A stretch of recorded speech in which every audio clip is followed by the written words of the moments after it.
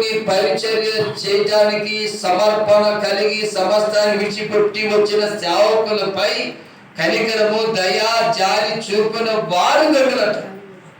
మీ కులస్తులపై కనికరం చూపుతారేమో కానీ మీ ఇంటి వారిపై, మీ కన్నబిడ్డలపై, మీ బంధువులపై, మీ తోబుట్టులపై దయా కనికరం జాలి చూపుతారేమో. వాళ్ళంతా ఏం పెట్టిందిలే, ఏమి ఇచ్చిందిలే అన్నట్టుగా మొక్క మార్చుకు వెళ్ళిపోతారు. కానీ మీరు దయా జాలి కనికరం సేవకులపై చూపిస్తే, సమర్పణ కలిగిన సేవకుడు, పిలుపొందుకున్న సేవకుడు, సమస్త విడిచిపెట్టిన సేవకుడు మీ కొరకు నిత్యము మోకరించి ప్రార్థన చేస్తాడు. దేవుని స్తోత్రం. హల్లెలూయా. మీ కొరకు ప్రార్థన చేస్తాడు కనుక మీరు ధన్యులవుతారు. ప్రార్థన చీకటి తొలగిస్తారు, ప్రార్థన పాపమును తొలగిస్తారు, ప్రార్థన కీడును తొలగిస్తారు, ప్రార్థన రోగాలను తొలగిస్తారు కనుక మీరు ధన్యులవుతారు. కాబట్టి మీ మనసు మార్చుకొని, మీ హృదయ తలంపులు మార్చుకొని, మీ యొక్క ఆలోచనలు మార్చుకొని మీరు ఏం చేయాలట?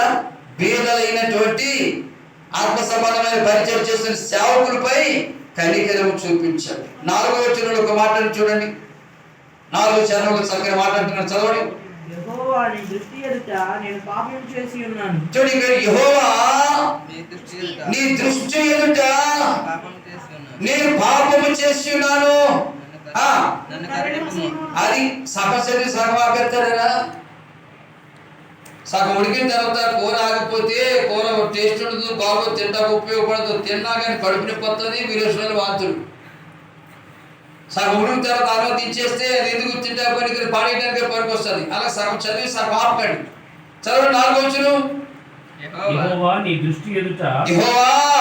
దృష్టి ఎదుట నేను పాపము చేసి ఉన్నాను కనుక నన్ను కరుణించు. ఏమని ప్రార్థన చేస్తున్నాడు కీర్తనగాడు? యెహోవా నీ దృష్టి ఎదుట నేను పాపం చేశాను, ఆజ్ఞ అతిక్రమించాను, నీ మాటకు లోబడలేదు, నువ్వు చెప్పింది చేయలేదు, అయినా కానీ శరీరం తింటకు వచ్చాను, రక్తం త్రాగడానికి వచ్చాను. ఈ శరీరం ఈ రక్తం అయోగ్యంగా తిని తాగితే శాపం వస్తుంది కనుక, కీడు వస్తుంది కనుక ఈ రోజు నేను ప్రార్థిస్తున్నానయ్యా, నన్ను కరుణించుము. దేవుని స్తోత్రం. ఎందుకంటే కరుణించే దేవుడు యేసయ్యా, కనికరం చూపే దేవుడు యేసయ్యా, క్షమించే దేవుడు యేసయ్యా. ఎవడి ఏ కీడు రాకూడగా, ఏ శాపం రాకూడగా అడ్డుపడేవాడు యేసయ్యా. దేవుని స్తోత్రం. మరి ఆ యేసే శరీరం మనం ఏం చేయాలి? ప్రార్థన. ఇక్కడ కీర్తనగాడు ఏమని చేస్తున్నాడు?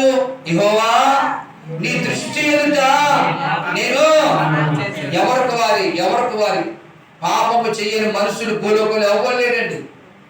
యేసు ప్రభు ఒక్కడే. పాపంలో చేరక ప్రత్యేకింపబడినటువంటి వాడు యేసు ప్రభు ఒక్కడే. కానీ మనం అందరూ కూడా పాపంలో పుట్టాము, పాపంలో పెరిగాము, పాపంలో జీవిస్తున్నాము. కొంతమంది పాపంలో చచ్చిపోతున్నారు. కానీ మనమైతే పాపంలో చచ్చిపోకుండా క్రీస్తులో లోకంలో చచ్చిపోయి క్రీస్తులో నూతన సృష్టిగా జన్మించావు కనుక ఈ శరీరం తినడానికి దేవుడు మనకు అర్హత ఇచ్చాడు. దేవుని స్తోత్రం చెబుదాం. అయితే మనం చేయవలసిన పని ఏంటంటే బీదలైనటువంటి దేవుని సేవకులను కటాక్షించండి. ఉద్యోగం చేసేవాళ్ళు కాదు, వ్యాపారం చేసేవాళ్ళు కాదు, కుటుంబం చేసేవాళ్ళు కాదు.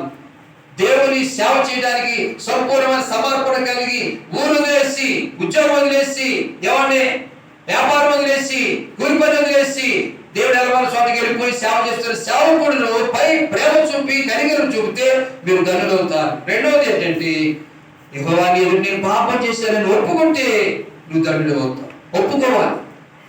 ఈనాడు ఏ పాపం చేశారని అంటారు చాలా మంది. మీకు అర్థమైన రీతిగా చెప్తున్నాను, ఆర్థిక అతిక్రమే పాపం. ఇప్పుడు దేవదూతకి 4,000 రూపాయలు పెన్షన్ వచ్చింది అనుకో, 400 రూపాయలు ఇవ్వకుండా 200 రూపాయలు ఇచ్చింది అనుకో, ఆ పాపం చేసిన వ్యక్తి. వాక్యం ప్రకారం మీరు ఇచ్చినా పర్వాలేదు, ఇవ్వకపోయినా పర్వాలేదు, మా దేవుడు మాకు ఇస్తాడు, ఆ నమ్మకం మాకు ఉంది, మీరు పోషిస్తారని మేము రాలేదు. కానీ బాధ్యత ప్రకారం ఏం చెప్పాలి? సత్యవాక్యం చెప్పాలి, యథార్థమైన వాక్యం చెప్పాలి. నువ్వు వచ్చినా పర్వాలా, రాకపోయినా పర్వాలా, ఇచ్చినా పర్వాలా, ఇవ్వకపోయినా పర్వాలా, పెట్టినా పర్వాలా, పెట్టకపోయినా పర్వాలా.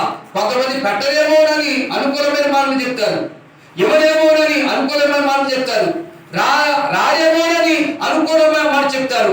ఎవరంటే సంపాదన కోసం వచ్చిన వాళ్ళే కానీ ఆత్మ సంపాదించడానికి వచ్చిన వాళ్ళు కాదు. పదివేల కోసం వచ్చిన వాళ్ళే కానీ దేవుని పరిచయం కోసం శ్రమ పడే వాళ్ళు ధైర్యంగా చెప్తున్నాను. అలాంటి పాపం చేసినటువంటి మనం ఏం చేయాలి? నేను పాపిని ప్రభువా, నీ ఎదుటిని నేను పాపము చేశాను, నీ కళ్ళు ఎదుటి నేను పాపం చేశాను.